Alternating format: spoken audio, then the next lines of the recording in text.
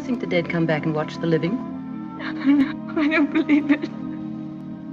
Sometimes. I wonder if she doesn't come back here to Manderley. Watch you and Mr. DeWinter together. You look tired. Why don't you stay here a while and rest? Listen to the sea. So soothing. Listen to it.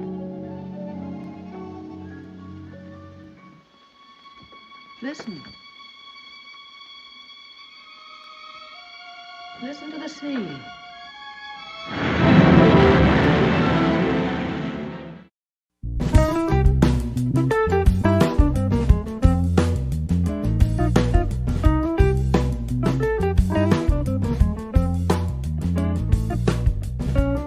Hi, I'm Mike. And I'm Dan.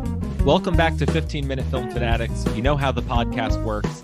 If you've picked up on the theme of the season, it probably won't surprise you that our next film is... Rebecca. Yeah, Rebecca. So directed by Alfred Hitchcock. I believe it won Best Picture It did. For 1940. The screen treatment was written by Joan Harrison and Robert Sherwood, based on the brilliant novel by Daphne du Maurier. This is one of my favorite movies. And obviously, when Dan pitched to me the theme of this season, I said, well, we have to do Rebecca.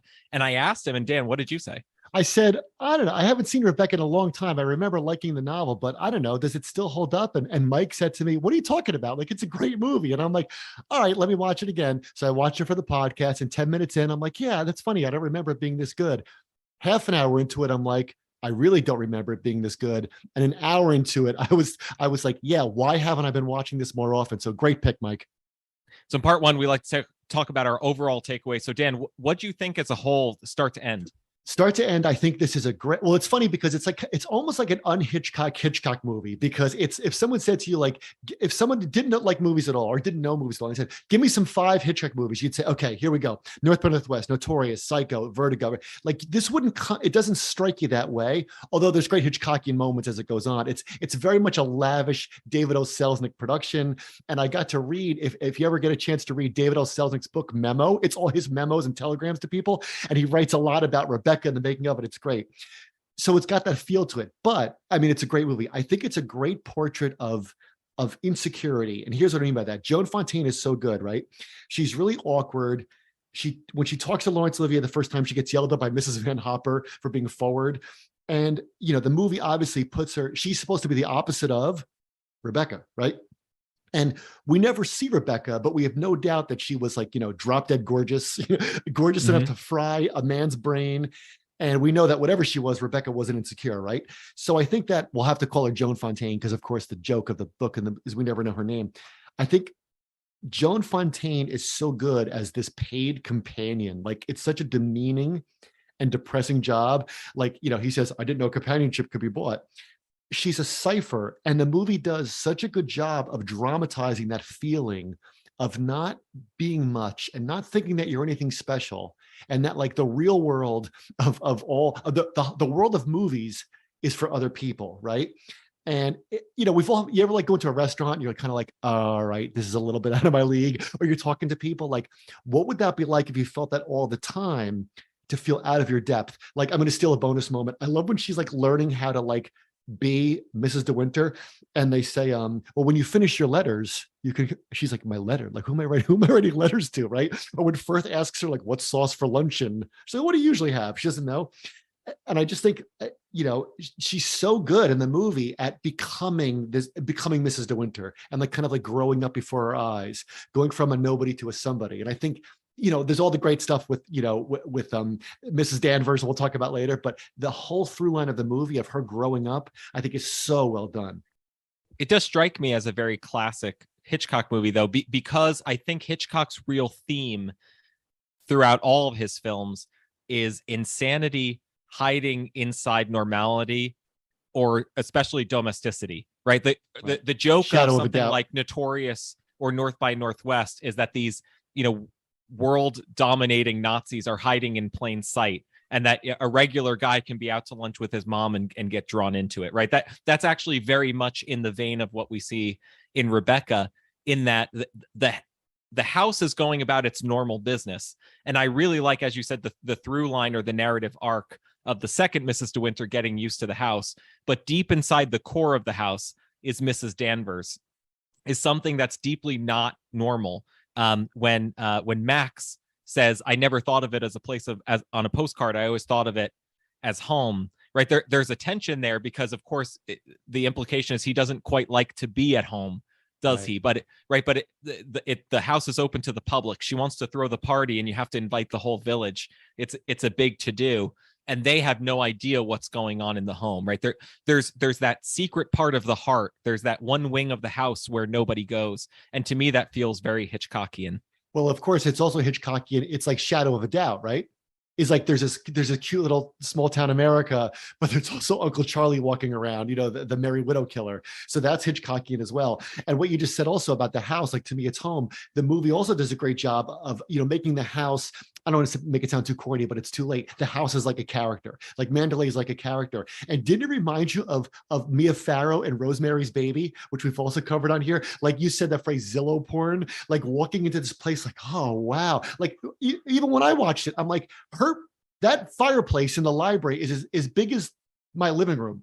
Just the fireplace. Would you sell your soul for it? Would you be willing to be haunted for it? Right. That's now. Would you give away your identity for it? Right. Let them give you a new name. And those are the questions that, of course, Rosemary Baby and this movie ask. But I love the portrait of insecurity, and I love how Laurence Olivier is so good at this because he's supposed to be, you know, as cool as a British cucumber. And then you find out he's as much of an emotional, you know, mess as anybody else, if not more so, because of the secret he's carrying around. Yeah, like every other Gothic character, he is burned by a secret torment. But nobody does it quite like Laurence Olivier. Okay, welcome back. In part two, we talk about our favorite moments from this viewing. Mike, go. So my favorite moment from this viewing was the proposal scene, you know, where Joan Fontaine is being rushed out of the country. She's on a whirlwind trip. Everything needs to be packed up, and she goes to try to say goodbye to Max. And of course, he's calmly pacing around, asking her questions. You know, would you like to stay? Would you like to see Mandalay? And it's not occurring to her, you know, where the actual conversation is going until finally she's entirely flustered, and he says, "I'm trying to propose to you, you little fool," you know, and she says yes. And I think that that's kind of indicative of what we were just talking about the way the movie works, right? What would it be like if that entire life were so beyond you that it literally couldn't come into your mind or your heart, what's being articulated to you? And it's beautiful how the movie is able to create suspense, right? We as a viewer, the first time you watch it, you're not sure how she's going to say goodbye to Max. Is this a movie like An Affair to Remember where they're supposed to meet in Europe? The theme of the film as a whole is there's something that has to be articulated, but it can't. It's part of that secret part of the house where you can't go. What he wants to say is, I love you. I feel more connected to you than I felt connected to anybody. And you make me feel alive. And all he can say is, I'm trying to propose to you, you little fool. And so this is about things not said. This is very much about things felt. And I think Hitchcock is able to dramatize them brilliantly. It's kind of the moment when we all fall in love with Max and love him as a character. And the film does a really, really great job of showing you just enough Max that the scenes come alive when he's around. There's a scene later where he's not been in the house all day and Joan Fontaine feels totally overwhelmed. Do you remember? Yep. And then he's when she breaks the figurine, when she breaks the Cupid.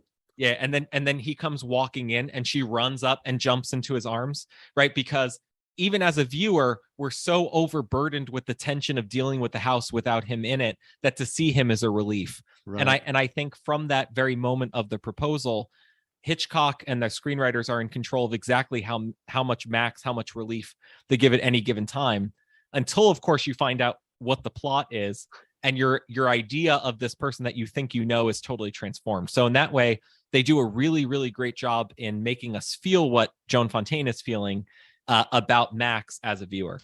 Yeah, absolutely, 100%, because that's great how we get overwhelmed with the house as well. And of course, his whole attraction to her, this little fool, is that she's not Rebecca. She doesn't want to write letters. She doesn't want to do it. That's why he kind of raises an eyebrow. He doesn't want to have the party.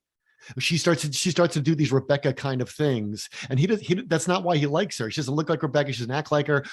but there again, there's something that needs to be said that can't be articulated, right? Right. So I'll steal a bonus moment when he's driving her in for the first time. They're in the convertible and it starts to rain, and now she's got to go in like mousy and sopping wet in front of the entire domestic staff, right? All he has to say is, by the way, don't worry about that, right? But he can't say it for whatever reason.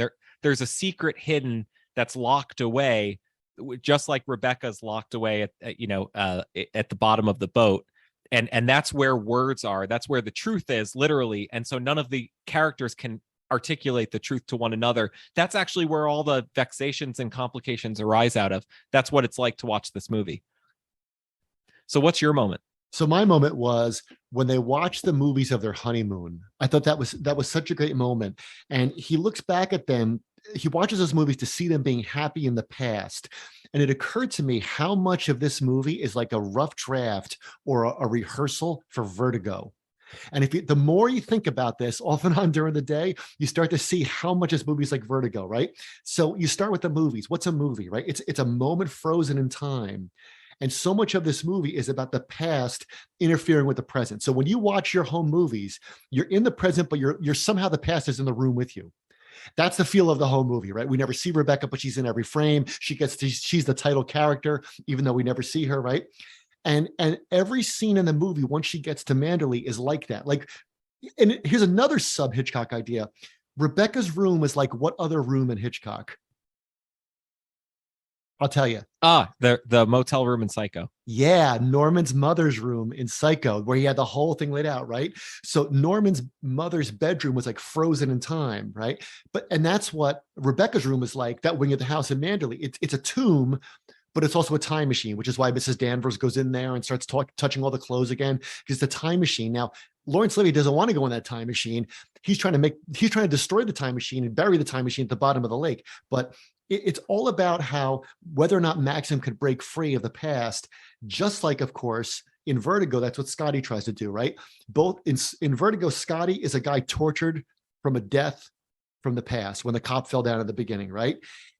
They're both made to feel foolish at an inquest, which is a great thing in the movie. By the way, the coroner, did you catch who the coroner is in Rebecca? No, he's the sheriff of Nottingham in Robin Hood.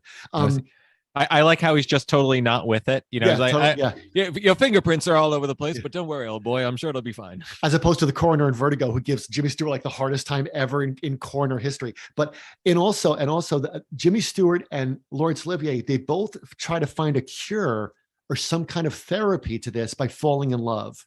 And at the end of Vertigo, that ends with it's his ruin, but at the end of Rebecca, it's kind of like his triumph. Like, so in Vertigo, remember he's like one final thing and then I'll be free of the past, when he has to go to the top of the bell tower. You know, both movies are about a guy struggling to get free of the past. And it's funny how that just starts with the home movies, because that's him trying to look back at this. And I think she has an interesting relationship at the time too, right? Like when she wants to go with him to the inquest, he says to her, I don't know if you remember this, he says, in a few hours, you've grown so much older. Once she knows about Rebecca, he goes, I miss that look of yours. I killed that when I told you about Rebecca. And it's like he made her grow up, like he pulled her out of like childhood innocence or something. And as you said before, what did you say, you old fool? She's always talked about it as if she's a little kid, right? When she breaks the Cupid, remember what she does with the broken pieces? Yeah, she hides them in the drawer. That's what a kid would do. You just hide them, get them out of sight, and put them in the drawer, right? And he says to her, or someone says to her, you should have married someone of your own age. I think he says that to her, right? So she is this, in the beginning, she has this youthful idea of time. She says, wouldn't it be great to bottle memories, that you could just have them forever? And he says, yes, but sometimes those bottles have demons. So it's about their relationship with time. And I just think it's really cool how the movie does that, which in Vertigo becomes a terrible claustrophobic kind of thing. And it's claustrophobic here, but at least he breaks free. So the title's pretty self-explanatory here in part 3, but we have to talk about the ending. So Mike, what's your take on the ending? Well, it seems to me like there's no reconciling Joan Fontaine. There's no actual way to reconcile the tension of the past with the present, even if the truth is out. And I think that that's why characters can't articulate their true feelings. It's why they can't say what they actually mean. The only thing to do is burn. And that's what, finally Mrs. Danvers goes totally nuts. And essentially if they can't have the house, nobody can have it. If I can't have it, no one will. And I think it's clear that Mrs. Danvers is in some kind of rapturous yes. love for Rebecca when she burns the house down, and in fact quite seems to enjoy being trapped. Like she's not trapped in the house like other characters are trapped and trying to get out. They don't do a dramatic thing where she jumps out of the window on fire. She's literally burning in place, which is what she has been doing the entire movie, right? The first thing that a viewer thinks when they see Mrs. Danvers is, what's her deal? And then you find out. Right. Well, at the end, she's a hunk of burning love, as Elvis would sing. That's right. Because there's no place she would rather burn up than in the room full of the underwear knitted by the nuns of St. Clair and their abbey. And she tells her to just lie down on the bed and take a nap. Yeah. Yeah. So it's funny you said about the truth coming out and how that's supposed to make everything like the truth comes to light of day and then we'll move on. But one interesting thing about this is that in the book, a slight difference is, or maybe it's a major difference, that in the book, Max shoots Rebecca. He murders her. In the film, the Hayes office told Hitchcock, you can't let the main character literally get away with murder and have a happy life afterwards. So the whole thing had to be contrived where Rebecca falls and hits her head. I actually like the way that it goes in the movie, only because it makes Rebecca seem much more devious than she is, right? The book version seems like she just pushes Max too far and then finds out that he also has a dark side. The movie version shows that she's got some kind of ghostly control over happenings. It's like a Nabokov story where she's influencing his life from beyond the grave.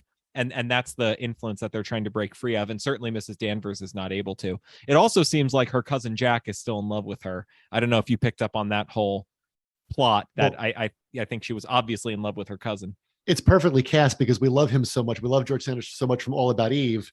And speaking as one who has read his memoir, which I urge everyone to read, called Memoirs of a Professional Cad, right? He is so good. I mean, if you're going to blackmail somebody, you do it while you're eating a piece of chicken. Absolutely. And I love when he gets caught and he just starts insulting the sheriff anyway. He's the perfect character. So at the end, the house burns down because symbolically it's got to go down. Manderley can't exist anymore. There's got to be this giant, exorcism. It's like the end of Raiders, right? Except, that you open up the ark, everyone melts, that's it. And then the ark goes away. Ironically, it just occurred to me, the ark is lost to memory. No one knows where the ark is. It's never coming out of that warehouse. But here, at least it's almost like at the end of Key Largo, when Lauren Bacall opens the drapes and all of a sudden the light comes in, and you get this hope. And it's kind of like you get that feeling at the end of this movie. Well, that's a cleansing fire, right? So it's a cleansing fire and a cleansing rain. And that's the end, right? That signals that they're free. But of course, the beauty of a Hitchcock movie, just to kind of bring it full circle, is that the movie itself can only exist while there is that tension, right? Now that Max and his wife can talk to each other ostensibly, now that they can deal with each other like real people rather than being tied by history, there's no reason for the movie to be there, right? You never get the scene of the two of them back in France now that the whole thing is over. That's not how Hitchcock rolls. Yeah. And we don't need to see them on the beach having a good time. Like that's all implied.